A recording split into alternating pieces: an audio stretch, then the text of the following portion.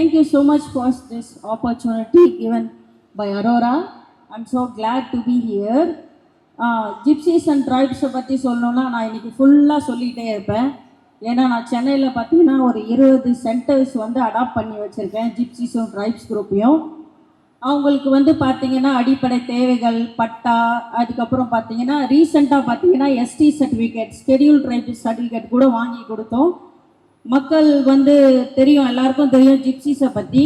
அவங்க வந்து ஒரு அன்டச்சபிள்னு சொல்லிட்டு யாருமே அவங்களோட மூவ் பண்ண மாட்டாங்க. When I started this journey at the age of 14 years, my dad told me that if you want to become a social worker, just do a work in a Gypsies and Tribes group ன்னு சொன்னாங்க. அந்த மோட்டிவேஷனில் தான் நான் ஜிப்சிஸும் ட்ரைப்ஸும் என் ஃபேமிலிக்குள்ளே ஒருத்தராக சேர்த்துக்கிட்டேன். அது வந்து பார்த்திங்கன்னா நிறைய பேர் இருக்கிறாங்க. ட்ரைப்ஸ்னால் நிறைய பேருக்கு தெரில. ட்ரைப்ஸில் டிஃப்ரெண்ட் டைப்ஸ் ஆஃப் ட்ரைப்ஸ்லாம் இருக்காங்க. நிறைய பார்த்திங்கன்னா ஸ்னேக் கேச்சர்ஸ், ரோபோக்கர்ஸ், ஃபார்ச்சூனர்ஸ், நிறைய பேர் சொல்லிக்கிட்டே போகலாம். நிறைய பேருக்கு தெரியும் களக்கூத்தாடிகள்லாம் இருந்து நீங்கள் பார்த்துருப்பீங்க ரோடு ஓரத்தில்.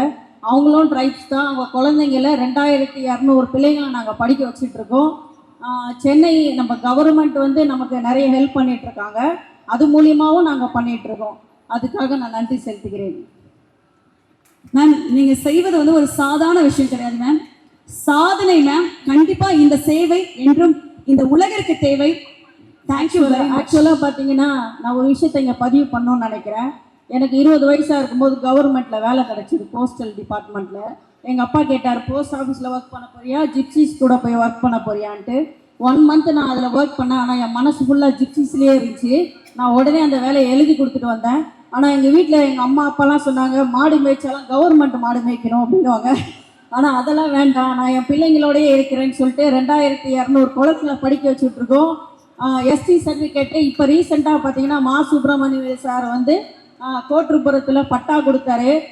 அந்த லீடர் சொல்லுவார், பிரபாவோட செருப்பு ஒரு 10 செருப்பாவது தேஞ்சிருக்கும் கவர்மெண்ட் ஆஃபீஸ்க்கு போய் அப்படின்னு சொல்லியிருப்பாரு.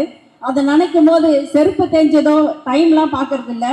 பட் அவங்களுக்காக ஒரு பட்டா அந்த இடத்துக்கு நம்ம வாங்கி கொடுத்தது ஒரு பெருமையாக நான் நினைக்கிறேன். நம்ம தமிழ்நாடு கவர்மெண்ட்டுக்கும் நான் நன்றி செலுத்துகிறேன்.